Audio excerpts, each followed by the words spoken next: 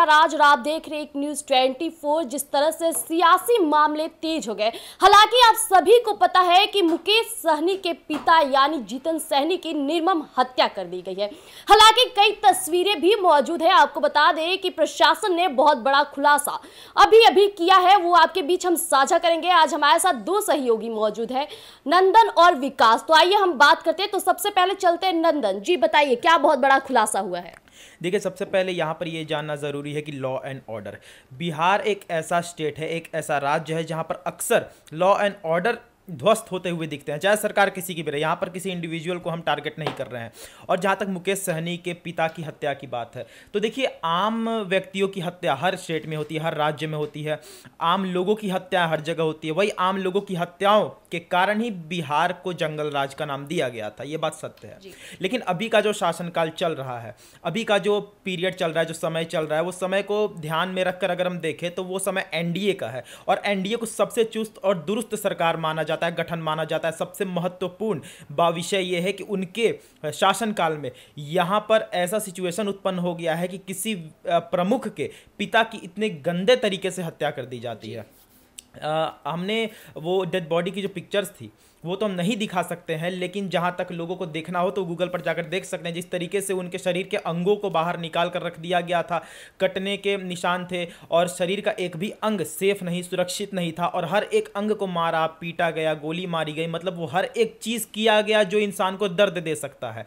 समझिए कि घर में जीतन सहनी अकेले थे और उसके बाद वो उनका पुश्तैनी घर, वहाँ पर अकेले। और जिस तरीके से हत्या की गई, 17 से 18 लड़के गए और लड़के जाकर वहाँ पर उनकी हत्या कर दी गई। समझिए, सबसे बड़ा चीज़ यहाँ पर ये आता है कि खबरें ये आ रही थी कि लूट पाट के विषय पर लोग गए थे, चोरी करने के विषय पर लोग गए थे। तो चोरी करने के विषय पर 18 लोग तो जा नहीं सकते हैं। और सबसे बड़ी बात यहाँ पर यह है कि 18 लोग चोरी करने जाएंगे तो अपने बचाव के लिए एक 70 वर्षीय बुजुर्ग को किस प्रकार से मारेंगे। अगर सामने कोई आ भी जाता है, आपको कोई देख भी लेता है, तो आप उसको किस तरीके से मारिएगा जो व्यक्ति 70 साल का है। हालांकि नंदन, ये देखने लायक है कि जिस तरह से तस्वीरें सामने आ रही है, जैसा कि जिक्र हो रहा था चोरी के मामले, हालांकि उनके घर में ऐसा कुछ था भी नहीं कि जो चोरी करने लायक था। उसी बात पर आ रहे हैं कि एक 70 साल का व्यक्ति अगर आपके सामने आता है और आप 18 लोग, पहले तो 18 लड़के मिलकर चोरी करने तो जाएंगे नहीं। और चोरी करने अगर जाते भी हैं तो वहां पर आपके बचाव के लिए जीतन सहनी घर में अकेले थे, वो आते हैं कि नहीं, हमारे घर में चोरी मत करो। एक एनिमेटेड चीज हम बता रहे हैं। तो वहां पर क्या, किस तरीके से 18 लोग क्या मारेंगे? चलो, मारकर बांध भी सकते हैं, आपसे आपके 18 लड़कों में से एक से भी ताकतवर तो होंगे नहीं, लेकिन आप लोग उन्हें इस तरीके से मारते हैं जैसा कि आप लोगों के अंदर द्वेष था, भावना थी कि हमें यही करना है, पहले से प्री प्लान था। अब देखिए, दूसरी चीज यहां पर क्या उत्पन्न होती है कि प्रमुख का मतलब क्या होता है कि राजद के प्रमुख है लालू प्रसाद यादव और टीएमसी के प्रमुख है ममता बनर्जी, सपा के प्रमुख थे मुलायम सिंह यादव। यानी प्रमुख वो होते हैं जो पार्टी का गठन करते हैं, जो पार्टी को शुरुआत से अपने कंधे पर जो पार्टी बनाते हैं सीधे सीधे। और मुकेश सहनी वीआईपी के प्रमुख हैं, मंत्री रह चुके हैं। और पूर्व मंत्री के पिता को मारने का तो कोई सोच नहीं सकता है। सबसे पहली बात, वो भी 18 लड़के। अगर अब पूर्व मंत्री और अभी के समय में वीआईपी प्रमुख और तेजस्वी यादव के सबसे परम मित्र के पिता के घर में जाते हैं, उन्हीं के घर है, उनके घर में जाते हैं और जाकर मर्डर करके आ जाते हैं, तो ये तो साफ दिखता है ना कि यहाँ पर जो चीज़ें हैं वो एक मिली जुली चीज़ लग रही है कि ये कोई ऐसा नहीं है कि चोरी करने कोई गया था, क्योंकि वीआईपी प्रमुख है वहाँ पर। उनके ये मुकेश सहनी के घर में तो कोई चोरी करेगा नहीं, सीधी सी बात है। लेकिन फिर भी अगर कोई चोरी करने गया है तो प्री प्लान हर एक चीज़ था कि हमें यही करना है। अब इसके पीछे का क्या कारण है वो तो आने वाला वक्त ही बताएगा। एसआईटी टीम की भी गठन हो चुकी है, अब धीरे धीरे करके लोग वहाँ पर जा रहे हैं, डॉग्स अवेलेबल है, हर एक चीज़ वहाँ पर बिहार प्रशासन कर रही है जो उसका पता लगा है। लेकिन लॉ एंड ऑर्डर्स की बात करें, नीतीश कुमार से लगातार इस्तीफा देने की बात की जा रही है। इसके पीछे का कारण क्या है? मर्डर जो हुए हैं, जो हत्या की गई है, वो बहुत ही निंदनीय है। लेकिन यहाँ पर एक चीज़ सोचने वाली बात है कि अभी भी बिहार के राजनीति की अगर हम बात करें तो अभी भी बिहार की राजनीति हत्या पर राजनीति कर रही है। लोगों को ये दुख कम है कि प्रमुख के पिता की हत्या हो गई है,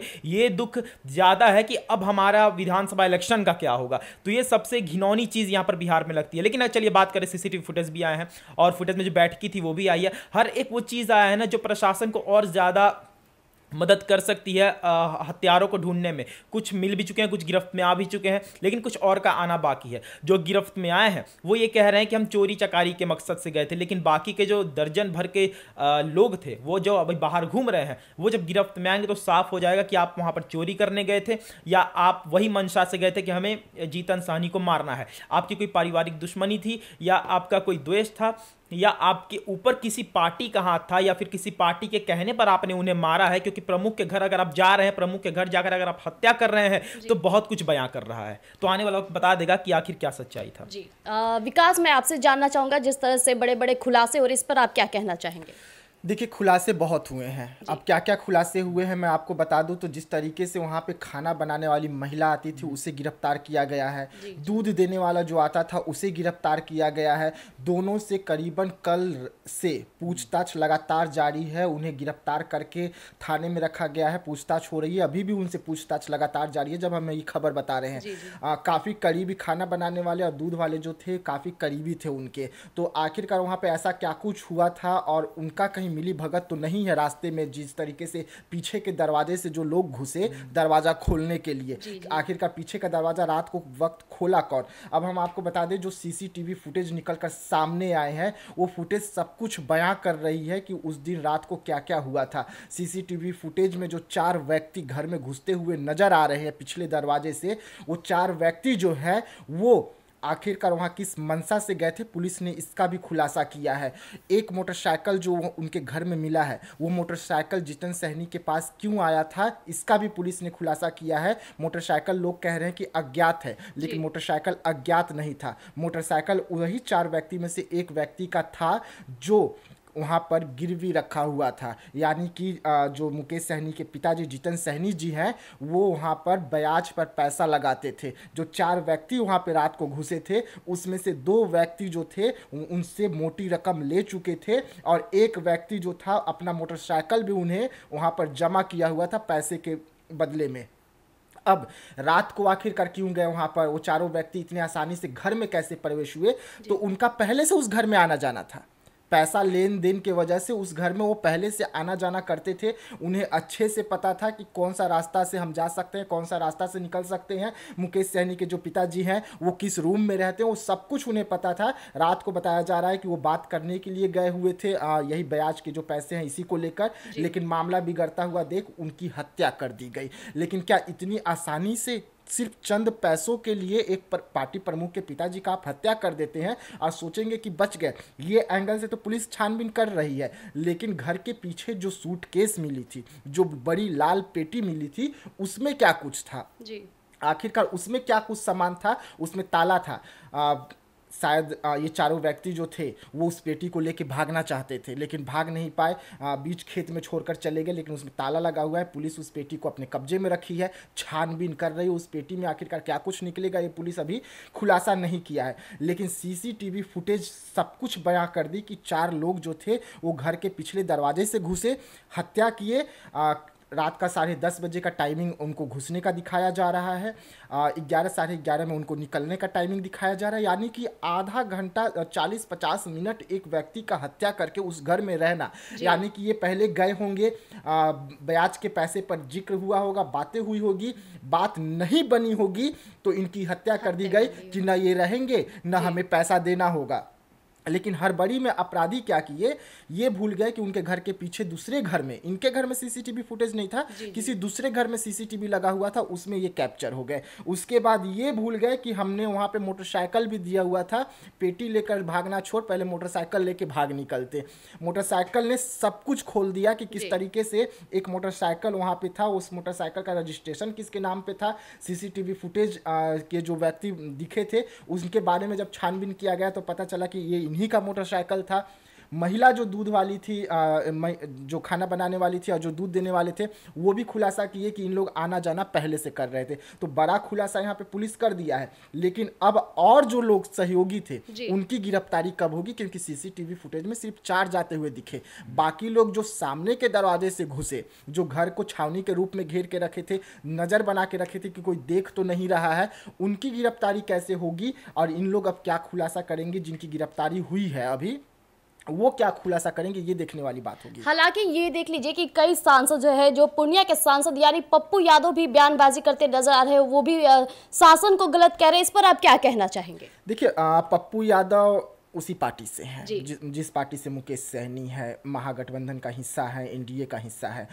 लेकिन पप्पू यादव हर जगह पे जाते हैं, चाहे बिहार में किन्हीं की भी हत्या हो, पप्पू यादव जाते हैं, दुख बयां करते हैं, प्रशासन के सामने बड़ी मांग रखते हैं। उसी सिलसिले में पप्पू यादव वहाँ गए हैं। मुकेश सहनी का पिताजी का हत्या हुआ है, प्रशासन के सामने बड़ी मांग रखे हैं। लेकिन चिराग पासवान ने भी तो मांग किया ना अपने ही सरकार से। चिराग पासवान के जो सबसे करीबी मित्र हैं वो भी पोस्ट किए हैं, वो भी कह रहे हैं कि नहीं, ऐसे में एनडीए सरकार नहीं चलने वाली है। एनडीए सरकार डबल इंजन की सरकार मानी जाती है। और खुद देश के प्रधानमंत्री नरेंद्र मोदी कहते हैं कि अगर किसी राज्य को विकास की सबसे ज्यादा जरूरत है तो डबल इंजन की सरकार लाइए, यानी कि केंद्र में एनडीए, राज्य में एनडीए। यहाँ तो सब है जी, केंद्र में आप ही है, राज्य में आप ही है, तो उसके बाद हत्या पर हत्या कैसे हो रहा है? डबल इंजन की सरकार लाने के बाद डबल इंजन की रफ्तार से हत्याएं बिहार में हो रहा है, अपराध बढ़ रहा है, और आपकी डबल इंजन की जो पुलिस प्रशासन है वो सुस्त पड़ी हुई है। जी।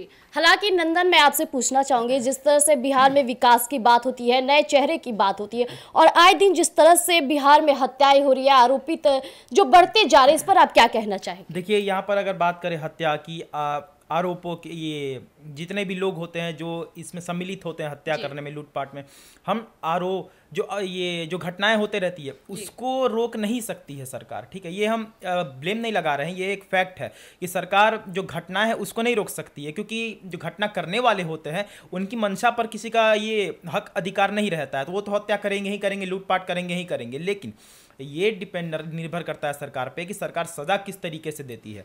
ये क्योंकि जो हत्या हुई है अभी बहुत बेरहमी से मारी गई है। अगर ये देखने वाली बात है कि यहाँ पर जितने भी नेतागण हैं वो किस तरीके का बयान दे रहे हैं, हमने फिर कहा था ना कि यहाँ पर पॉलिटिक्स नहीं होना चाहिए, ये जो हत्या है इस पर पॉलिटिक्स नहीं होना चाहिए, इस पर संज्ञान लेना चाहिए। और जहाँ तक आपने कहा, हम एक बात बता देते हैं कि बिहार एक ऐसा राज्य है जहाँ पर पॉलिटिक्स सबसे ज़्यादा होता है, चाहे हत्या की बात करें या असल मायने में पॉलिटिक्स की ही बात करें।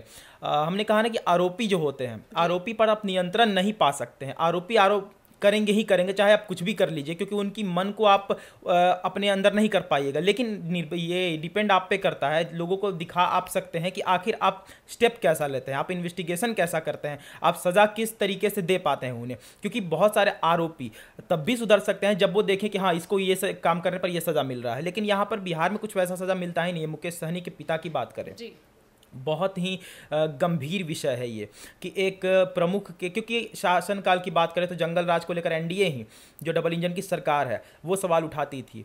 हम सब उठाते थे कि जंगल राज में कोई आम व्यक्ति सुरक्षित नहीं था। लेकिन अभी का जो शासनकाल है, जिसको हम लोग सबसे सुरक्षित शासनकाल मानते हैं, इस शासनकाल में तो प्रमुख के पिता ही, प्रमुख जो नेता है वही सुरक्षित नहीं है। तो इस शासनकाल को हम क्या नाम दें? तो यहाँ पर एनडीए के ऊपर जो दाग लगा है, जो धब्बा लगा है, उसको हटाना चाहिए, और हटा तभी सकते हैं जब इस विषय पर गंभीरता से वो चर्चा करें, विमर्श करें, और उस हर व्यक्ति को सजा दें जो इसमें सम्मिलित है। क्योंकि जिस तरीके से विधानसभा इलेक्शन नज़दीक है, और इस इलेक्शन के मद्देनज़र रखते हुए जो ये घटना घटी है वो बहुत नुकसान पहुंचा सकती है एनडीए को। अगर बिहार में ही बात करें तो कि लोगों को तो लग जाएगा ना कि जब यहाँ पर, क्योंकि यहाँ पर देखिए, अगर हम पॉलिटिकली पॉइंट ऑफ व्यू से देखें तो बहुत सारी चीज़ें बीजेपी पर भी उठेंगी, एनडीए पर भी उठेंगी कि कोई कहेगा कि इसी पार्टी ने मरवा दिया, कोई महागठबंधन पर भी दोष लाएगा। आपने पप्पू यादव का जिक्र किया, पप्पू यादव एक ऐसे नेता हैं, विकास जी ने भी कहा था कि वो हर जगह जाते हैं, चाहे कहीं गरीबी हो या फिर किसी की आम इंसान की भी हत्या हो जाती है अगर उनके क्षेत्र में, तो वहां पर जाते हैं, वहां पर जाकर संज्ञान लेते हैं। तो पप्पू यादव बेहतर कर रहे हैं। और यहाँ पर हर एक एनडीए के नेता को ये समझना चाहिए कि हम इसको विधानसभा से ना जोड़कर, एक आम हत्या से ना जोड़कर, एक वैसे हत्या से जोड़े जो आगे आने वाले समय में आँख खोल सकता है। जैसे कि देखिए, एग्जाम्पल हम देंगे कि रेप बलात्कार शुरू से होते आते थे, लेकिन जो निर्भया रेप कांड हुआ उसके बाद लोगों की आंखें खुली, उन्हें सजा मिला। तो रेप के आंकड़ों की अगर हम बात कर ली जाए तो वहाँ पे दिल्ली में देखिए, दिल्ली से एक गढ़ था जहाँ पे सबसे ज़्यादा ये होता था, लेकिन अब सबसे कम हो गया है। तो ये आंकड़े दिखाते हैं ना कि आप जिस तरीके से सज़ा दीजिएगा तो लोग वो काम करने में हिचकिचाएंगे। तो बेशक अभी के समय का जो काल है एनडीए का, वो ऐसा काल है ना कि कोई चल नहीं सकता है। हाँ, आप लालू शासनकाल की बात करते हैं, हम एग्री करते हैं कि 6 बजे के बाद कोई लड़कियाँ नहीं निकल पाती थी, लेकिन अभी के समय में तो कोई लड़का भी नहीं निकल पाएगा जैसा सिचुएशन है। हम अपने पिता को भी अकेले नहीं छोड़ सकते हैं कि जब प्रमुख के पिता की हत्या हो जाती है तो हम तो एक आम व्यक्ति हैं। तो ये डर जो अभी बैठ गई है बिहार की जनता के दिल में, इसको हटाने की ज़रूरत है। बेशक आप डबल इंजन की सरकार चलाइए, चिराग पासवान और जीतन राम मांझी की अगर हम जिक्र करें तो उन दोनों ने अपनी पार्टी के खिलाफ बोला है ना, उन दोनों ने तो बोला ही है कि यहाँ पर एनडीए को एक्शन लेना चाहिए, क्योंकि उनको भी पता है कि जो ये हत्या हुई है ये नॉर्मल हत्या नहीं है, ये एक ऐसा विषय है जिस पर चर्चा और विमर्श करने की ज़रूरत है। आखिर में हम इतना ही कहेंगे कि जीतन साहनी की जो हत्या हुई है वो बहुत ही गंभीर विषय है, उस पर हर किसी को संज्ञान लेने की ज़रूरत है, चाहे वो एनडीए का हिस्सा हो या इंडिया का हिस्सा हो, क्योंकि ये एक प्रमुख की हत्या है, किसी एक पार्टी के नज़रिए से इसको नहीं देखना चाहिए। विकास, आप क्या कहना चाहेंगे जिस तरह से बिहार में इस तरह की तमाम चीज़ें हो रही है, हत्या आरोप जिस तरह से बिहार में बढ़ते जा रहे हैं, वहीं लोग बिहार के विकास की बात करते हैं, बिहार को नए चेहरे की बात, विशेष राज की बात करते हैं, आप क्या कहना चाहेंगे? देखिए, नीतीश कुमार सुशासन की सरकार कहलाते हैं। सुशासन की सरकार पहले थी, लेकिन अब नीतीश कुमार में वो क्षमता और दम नहीं बचा है, और यही कारण है कि उनकी पुलिस सुस्त पड़ी हुई है। बिहार में अपराध बहुत तेज़ी से आगे बढ़ रहा है। हालांकि नीतीश कुमार इसमें एक अच्छा कदम उठाए हैं और काम्या मिश्रा को वहाँ पर भेज दिए हैं पटना से, और उसके लिए अलग SIT टीम का गठन किया गया है। अब काम्या मिश्रा कितना जल्द खुलासा करती है और क्या कुछ खुलासा करती है वो देखने वाली बात होगी। काम्या मिश्रा एक तेज तर्राक अफसर मानी जाती है, और काम्या मिश्रा जो वही लेडीज है जो बड़े बड़े खुलासा पहले कर चुकी है ऐसी केसों का, और वो खुद जब मोर्चा संभाले हैं तो मान के ये चले कि जल्द ही इसका भी खुलासा हो जाएगा कि पीछे का रंजिश था या पैसे के लेन देन थे या क्या था। लेकिन जिस तरीके से इस वक्त हत्या हो रही है चिंताजनक है, इस पर नीतीश कुमार को सोचना चाहिए। और जहां तक विशेष राज्य का दर्जा का आप बात की, विशेष राज्य का दर्जा अभी बिहार को मिले न मिले इससे फर्क नहीं पड़ता, लेकिन अपराध पर आप अंकुश जरूर लगाइए। जिस तरीके से इस वक्त बिहार में अपराध का ग्राफ जो है वो बढ़ रहा है। तो जैसा कि अभी आपने सुना कि किस तरह से हमारे दोनों सहयोगी यानी नंदन और विकास ने तस्वीरों की बातों को बयां किया, जिस तरह से जो खबर सामने आ रही है उन बातों को आपके बीच रखा। और जैसा कि आप सभी को पता है कि मुकेश सहनी के पिता यानी कि जीतन सहनी की जिस तरह से निर्मम हत्या हुई है, हालांकि ये जल्द ही प्रशासन को इस पे प्रत्यारित रूप से परिणाम सामने लाना होगा। तो आज के लिए इतना ही। ऐसी तमाम खबरों के लिए आप जुड़े रहिए एक न्यूज़ 24 पर। अगर आप हमें यूट्यूब चैनल पर देख रहे हैं तो हमें सब्सक्राइब कीजिएगा। अगर आपके पास भी ऐसे तमाम खबरें हैं तो हमारे YouTube चैनल के कमेंट में जरूर लिखिएगा। धन्यवाद।